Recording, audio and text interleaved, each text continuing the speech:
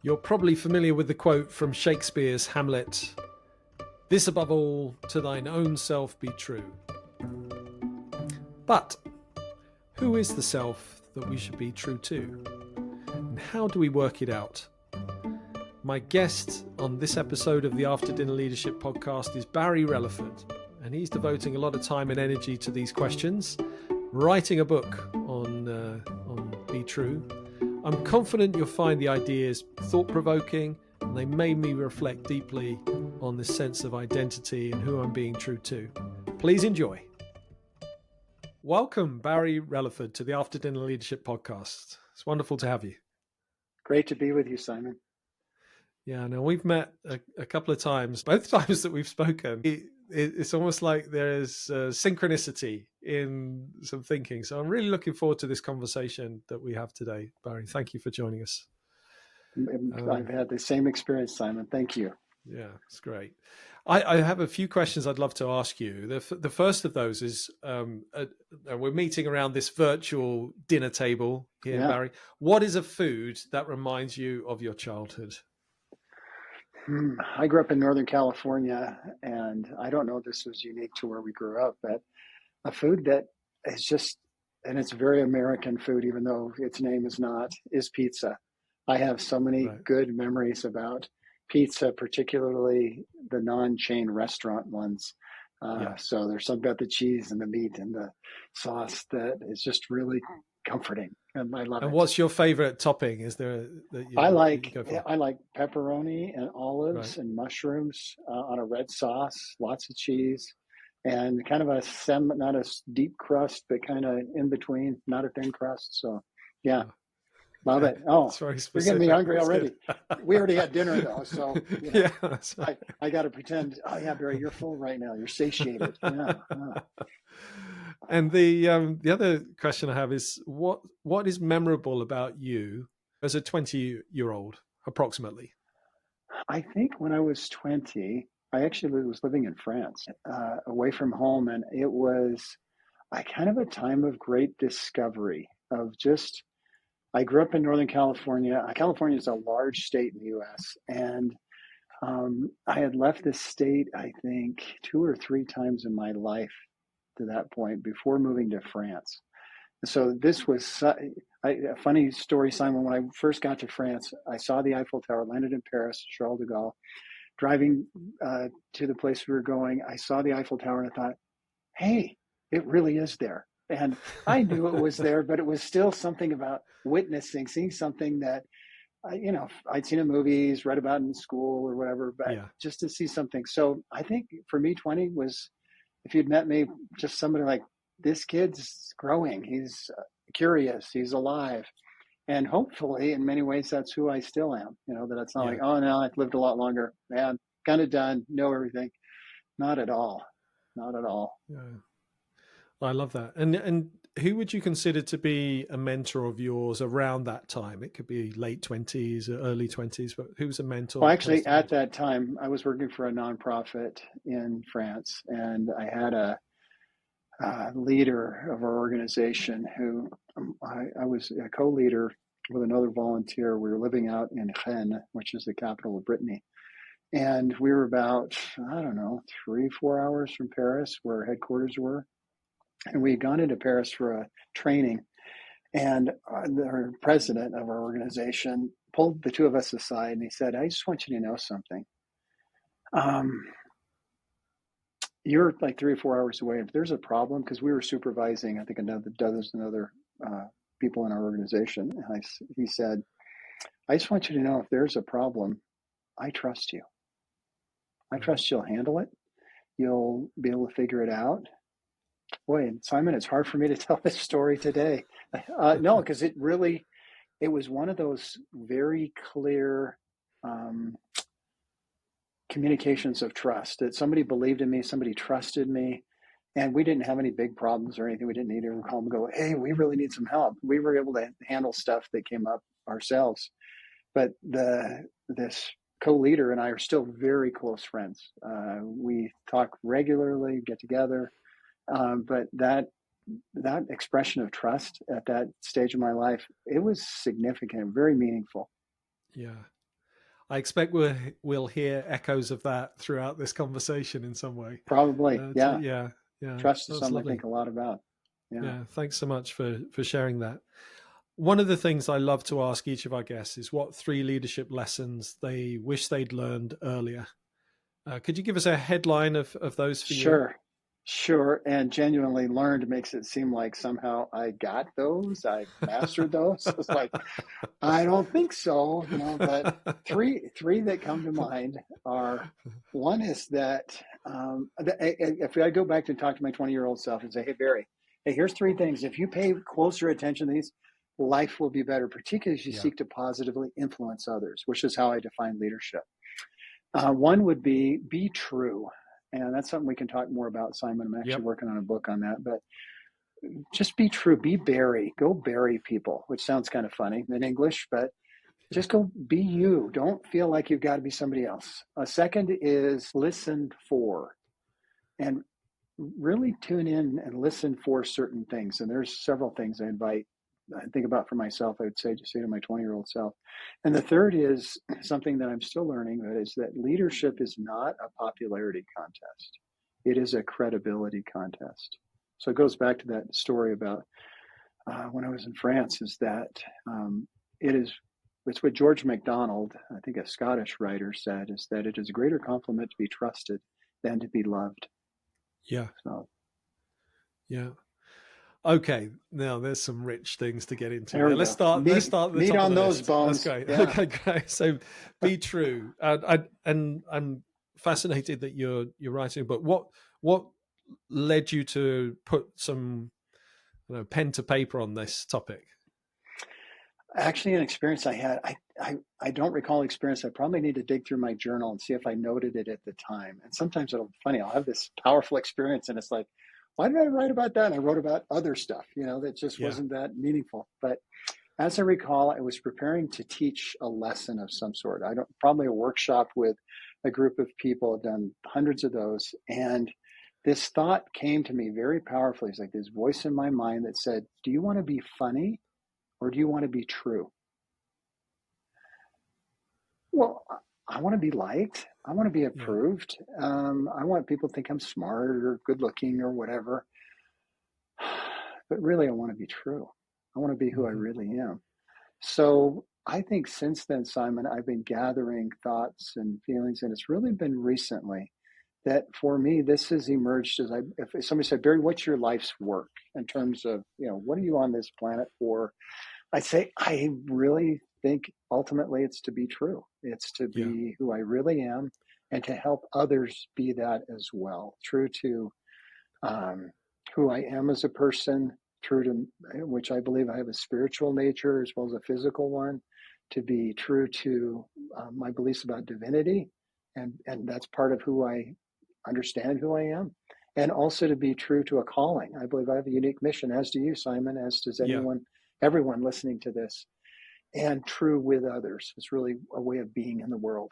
So it's different than something I do. Yeah, it shows up in what I do, but it's fundamentally a presence or a relationship.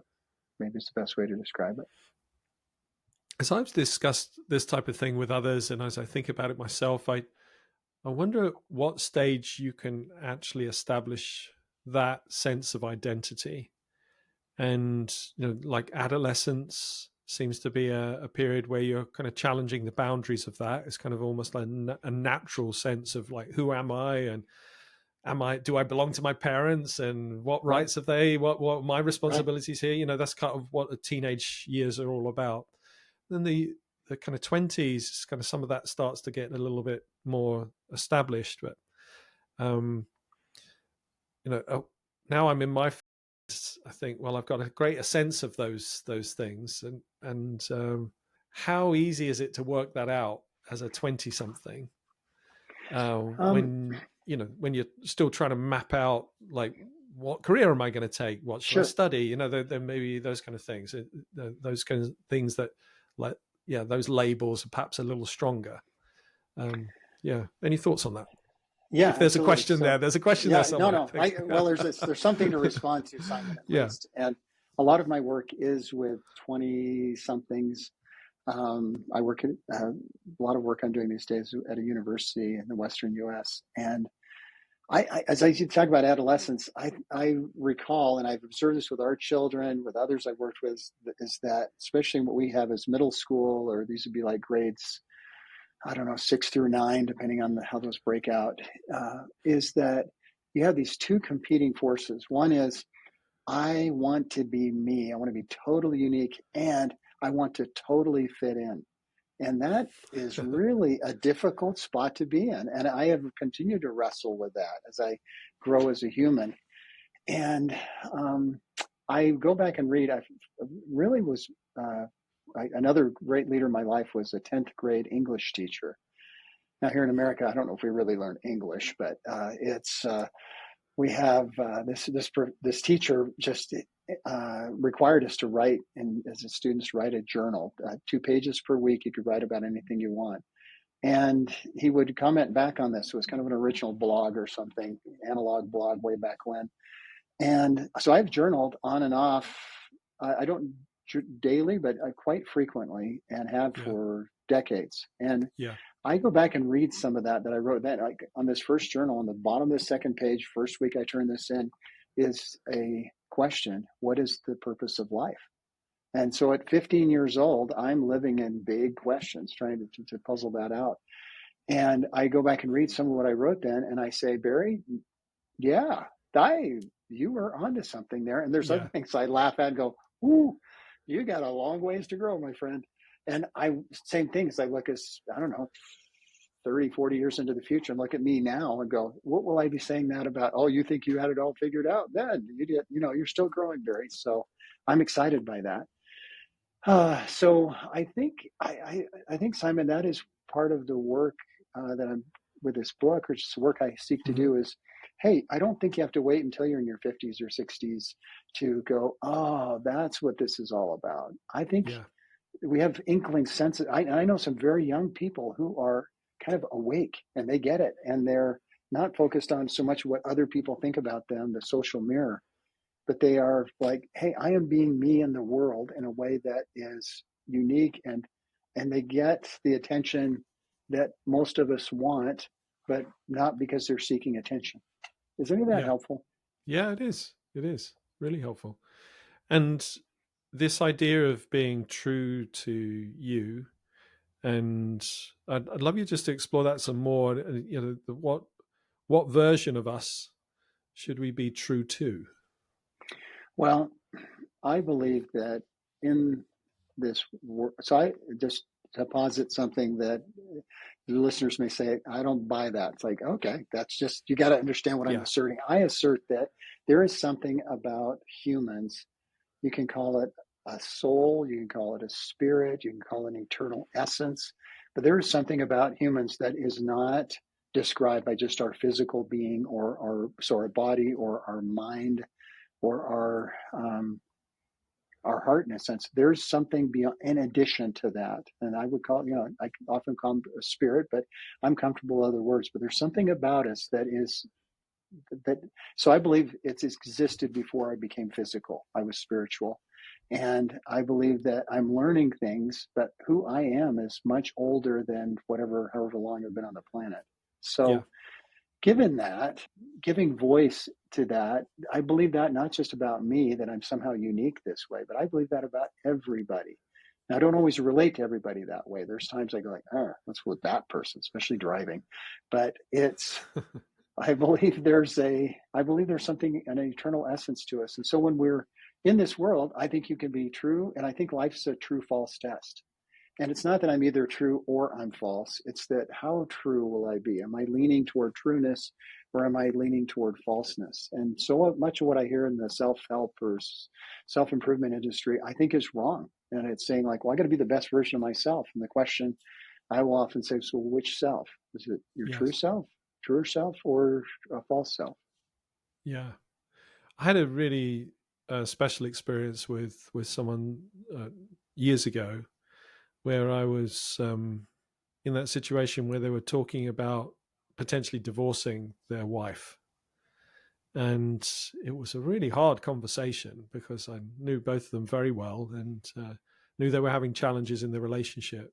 But he then, this was, an older gentleman. This wasn't a younger person, but he was saying, I just need to be true to myself. And I remember that coming clearly in my mind. I asked him, well, which self do you need to be true to? And it caught him. I'd never even thought of that question before. It was a moment of inspiration, I think, but it caught him in the moment just to think about that and really challenge his thought process, because he kind of built up this argument that he wasn't happy, and in order for him to be happy, he needed to be truer to this version of himself, which wasn't particularly kind or orientated towards his wife anymore. It was more kind of independent and thinking. Anyway, it was a really special experience as he kind of deconstructed that little frame that he'd built up, this justification to move towards divorce. And I'm not saying no one should ever be divorced, but it was interesting that how he kind of unpacked that and realized, hold on a minute, I'm actually being very selfish right now. And yeah, there are some things I need to work out with my wife, but a lot of it is about how I process that. And I'm pleased to say, they're still together actually, and it's 10, 12 years. I was with them last week in a large group setting, and they seem to be happy. So that's good. That's good. But it was a really interesting kind of piece that ties in nicely with what you're saying here. It's like, which self? And some of my discovering that, actually going back to my late teens into my 20s, and probably since, but as I read what I write, and I'm not sure when I journal who I write to. I don't necessarily write to my children or to divinity. Maybe in many ways, Simon, I'm writing to my true self, or trying to give voice to my true self.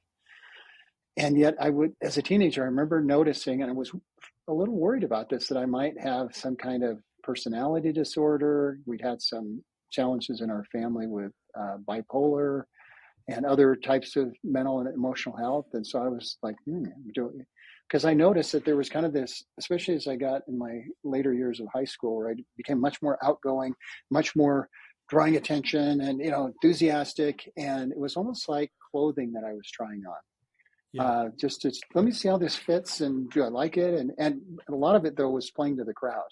Is that what kind of response am I getting from that? And yet, when I wrote, I often said, I'm actually kind of a quieter person, or I'd like to think deep thoughts, or I'd like to be this kind of person, but wasn't giving voice to that necessarily. And as I've gotten older, I recognize, and I'm much better at recognizing now, not always stopping, but kind of going like, hold it, Barry. Are you being Barry? Are you burying them right now? Or are you putting on this, well, I think this is what they want, or they've hired this kind of person. And it's like going like, I think who they really need is you. I think that's who the world really needs, is who.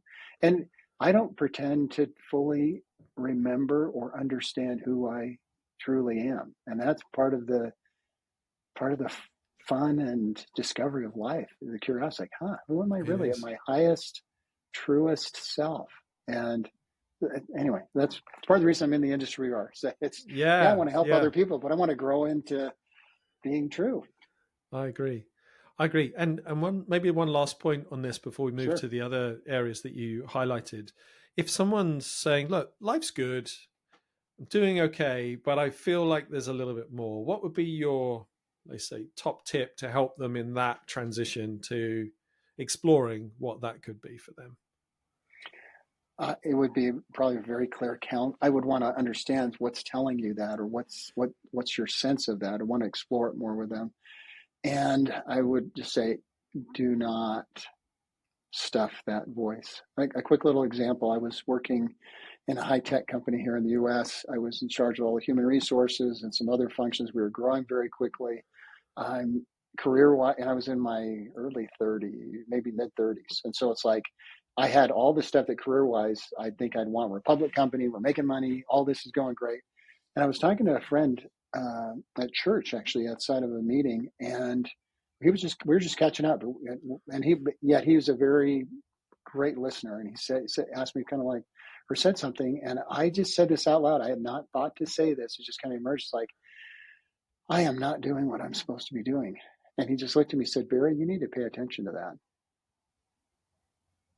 I still remember that moment where I was standing, that conversation. Yeah. And so when in a sense, our spirit, our voice of absolute assurance speaks, we need to listen to that. And so if I were chatting with someone that you're mentioning, Simon, or if you were to tell me that, I'd say, hey, Simon, I encourage you to deeply listen to that. And if you feel to do something about that, I would do whatever. And it doesn't mean get a divorce, quit your job, go live out in the woods by yourself to find yourself. I actually believe who we are is in relationship, especially loving and trusting relationships with others. This brings out who we best are as humans. Yet, but don't put it on call waiting. If this is a call, don't call waiting, call forwarding. Address that now, because you'll come back to it. It will not leave you alone. Yeah. Now, you mentioned this idea of listening, and that was your second point. Listen for. Mm-hmm. There's a beautiful bridge, Barry. Mm-hmm. Thank you. So, what do you mean by that? Listen for. Well, there is a difference. We have two different words in English for hearing and listening. Hearing is kind of like the sound coming in. Listening, though, there's more about attention and even intention. And so when I'm listening, I was working with an executive coach at one point in my career, and one of the things she asked, and I was trying to figure out, okay, so what kind of paid work do I need to do to be able to, be, and again, it didn't have the same language I have today, and she said, well, Barry, what if there isn't an answer? I'm thinking, and I may have said something. I certainly thought like, oh, wow, you're a lot of help as a coach, kind of like, what do you mean I don't have an answer, And she said, well, no, what if you have a question? And I said, what do you mean? She said, well, why don't you think about it? The excellent coach, her name's Bonnie. And so I thought about it for the next week. I think we spoke probably a week later. And I came back and said, Bonnie, thank you so much for your invitation, because I believe I have a question. And my question is, what is the purpose of your life? That is a question that I feel like I was given and that I ask quietly as I meet people. I don't, and sometimes I'll even ask it out loud, but it's a thing I feel curious about. So I'm listening for, Simon, what makes you Simon? Yeah. What is it to be Simon in the world? What is your purpose? What difference are you called to make? And I believe calls come from a caller. And whether you believe that's the universe or God or whatever your beliefs are, there is something there's a unique work that we become and we do. So we listen. So for me, that's about listening a lot for purpose and who a person is. But I've met people. So I think it's really about attention and intention. And if our intent is, listen for that in yourself and in others. And wow, amazing things come forth when we have that kind of listening with people. What go on then? What difference could that make if I was having that level of listening to the quality of the relationships? Well, Simon, it's this. I think it's similar to the first point about being true. Is that who we hold people to be? So if I look at you as, oh, you're a podcast host, or you're a consultant, or you're a trainer, speaker. Again, I can describe you by your roles, or I can look at your family roles or community roles. Yeah, that describes you. But again, it'd be like describing your clothing. You've got this shirt on, you've got this jacket on, you wear glasses. All those are accurate, but they're not Simon. Yeah. Who's Simon? I want to be with Simon. And that, if I'm listening in that way, if I'm presencing in that way, and as I work with people, it's like I want to be a benefit to them. I want to help lift and strengthen people. I want to be with people. And I find, again, I don't want to pray, all the time, this is experience, everybody meets me. It's not. And yet it's more than it used to be. And again, the 20-year-old self versus we're in my 60s now, I am more present with people. I'm quieter, less worried about what do they think about me, and more about how can I be of service to you? How can I create space, not just safe space, but even sacred space that you can be Simon and we can be together. Yeah. So if someone wants to move closer to that spot and they're struggling with all the noise, again, do you have anything practical that you have done in the past or you consciously do now that helps to kind of get that stuff out the way so they can tune in? Yeah, a couple of, concepts that may help our awareness and choice. So really, I think about part of being true is just waking up. And I think we live in a very noisy, very busy world, and we get advertised to constantly about, this product, what, you wear this, you're going to be, attractive, whatever, powerful. I think it is awareness going like, hey, it is possible. I have a true self. I can listen for things in the world and with others and in myself. And to be conscious of that makes a difference. And then to choose to do that. So for me, journaling is that Yeah. conversation with like-hearted people. And that could be the people we're related to. Here in the U.S., we have a big holiday this week called Thanksgiving. And particularly coming off of a very divisive election, I've seen a lot of posts and things about, people who are canceling their parents, and I just go, for whatever reason you're raised together, you're growing together. This is a great opportunity to just really go in and listen and be with each other. And yeah, there's things that divide us or that we have different views on things. Yet there is a constancy about us and that can be with anybody. So I think this is a practical tip, Simon. It's just really, it's focusing on that. And then what helps us quiet ourselves? For me, that's journaling. Meditation can help, but somehow getting a lot of these thoughts out of my head to clear them up so I can receive others. Yeah. From others. That's a nice concept. Yeah. Like that. We started celebrating Thanksgiving last year for the first time. My daughter married an American and they were here on the holiday. And so we had Thanksgiving. We thought, actually, this is a lovely tradition.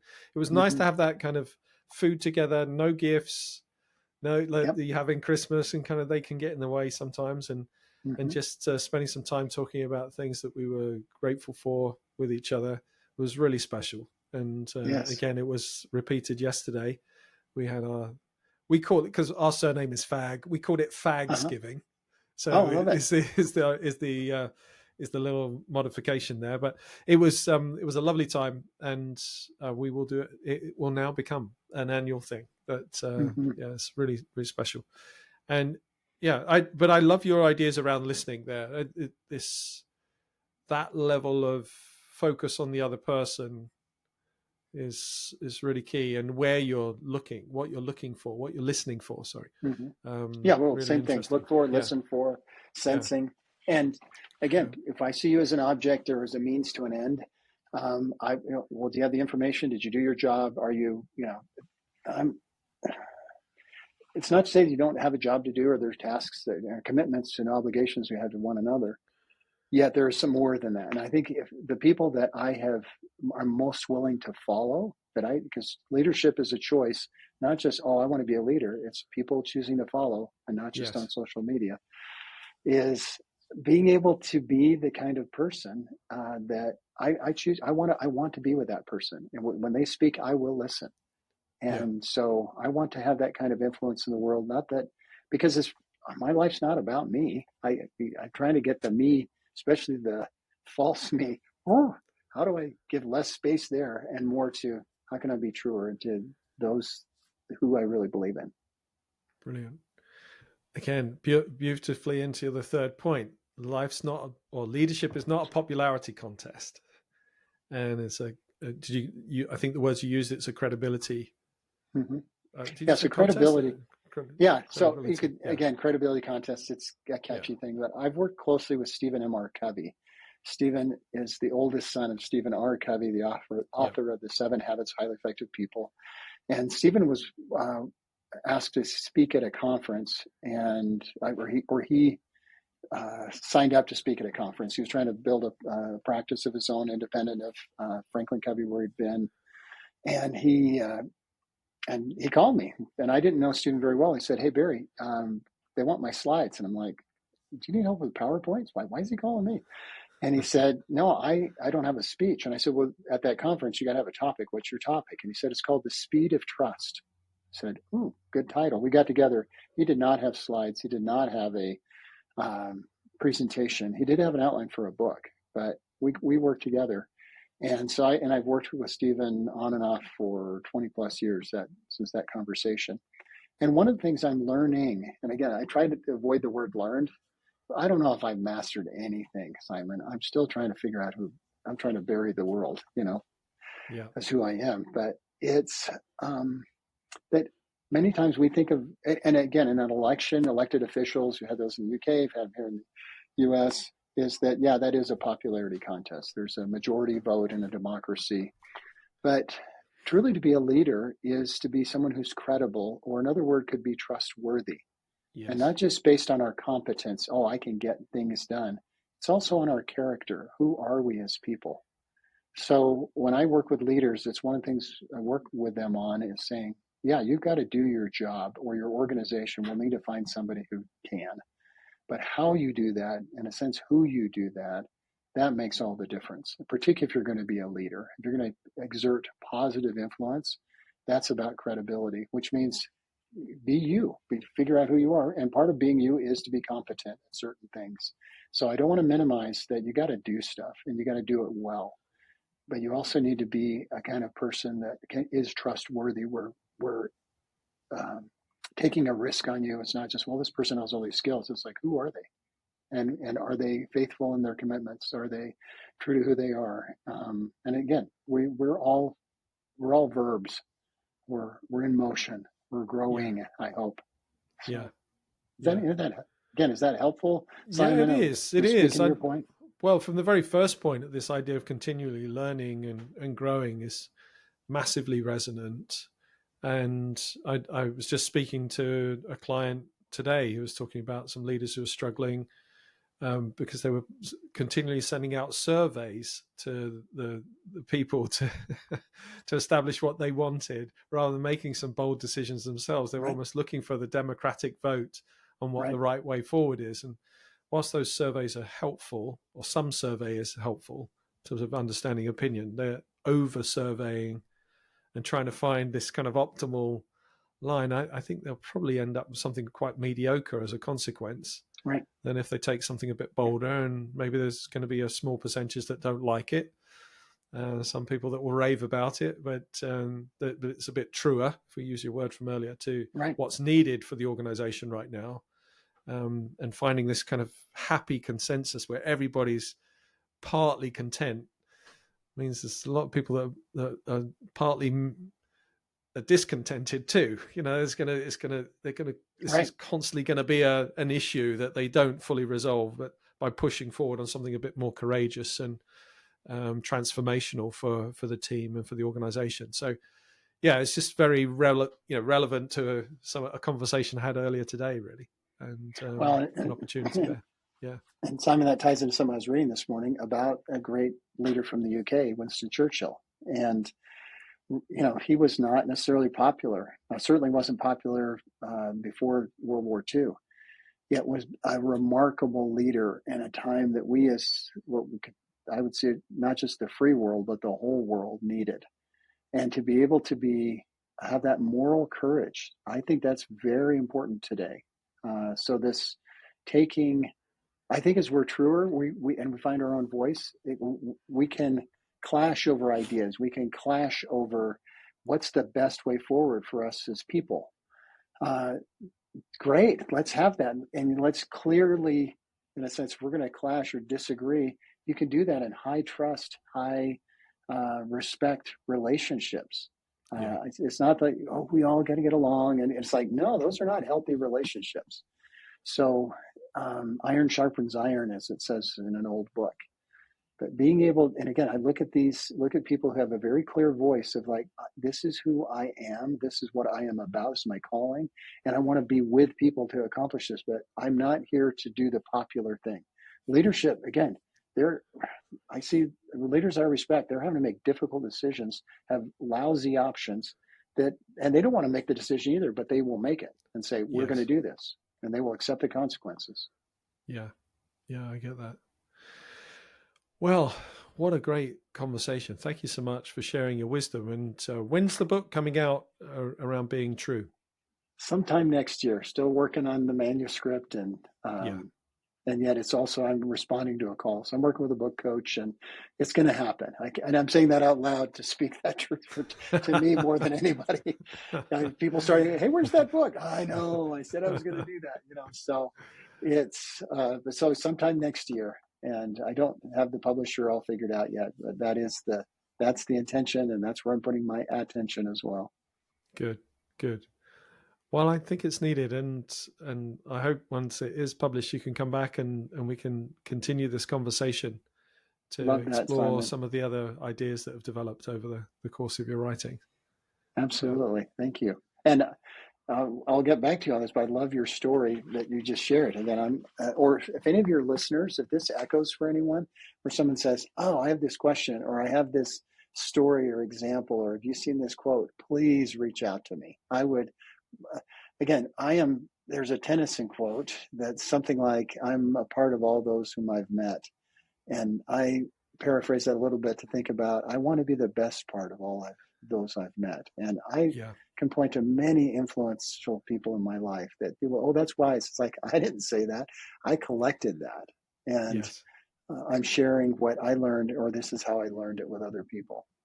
And how do they best reach you to do that, Barry? I don't know if you have show notes with this. Yep. My email is Barry, Barry Rellaford, Rellaford at mac.com. Probably the simplest way, just send me an email. I'm on LinkedIn. I'm on Facebook. I'll probably set up all kinds of stuff for the book. I don't know, or at least something, a book page or something. But in the meantime, you can just email me, and I would love to start a conversation. And again, I'd love stories, examples, things, questions. People going, "I don't get this," or "Have you thought about this?" And again, hopefully it won't slow me down too much. I got to be true to what I've learned so far, or learning. Learning, absolutely. Well, Yeah. thank you, and the very best of success for your thinking and preparations for the launch. Yeah, thanks, Well, Barry. thank you. No, thank you, Simon. Thank you for your listening. I appreciate. I heard this again as a paraphrase of something I heard, but true listening invites true speaking. So thank you for being true with me and letting me share some things today that I hope are of benefit to your listeners. Yes, and to me too. Okay, one last question for you. Sure. You may have touched on this a little bit, but going back to your 20-year-old self, what advice would you give that young man now? What comes right to mind is, and another whole conversation, but it's let your love shine, or let his love shine. That's one of the things I'm really learning, is just how powerful love is. True, unconditional, positive regard for people, caring, wanting best for them. Just Barry, go love them. Just love people. Good. It's a good message. Good message for the world. Thank you so much, Barry. Thank you. Look forward to speaking to you again soon. Yeah, thank you. Bye.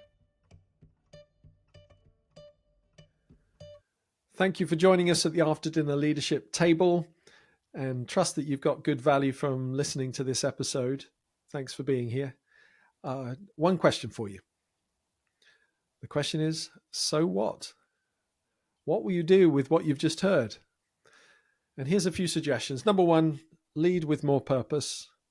2, mentor with patience. 3, share with pride. You think of anyone who you know that would benefit from listening to what you've just heard, that would help them to be a better leader today or in the future.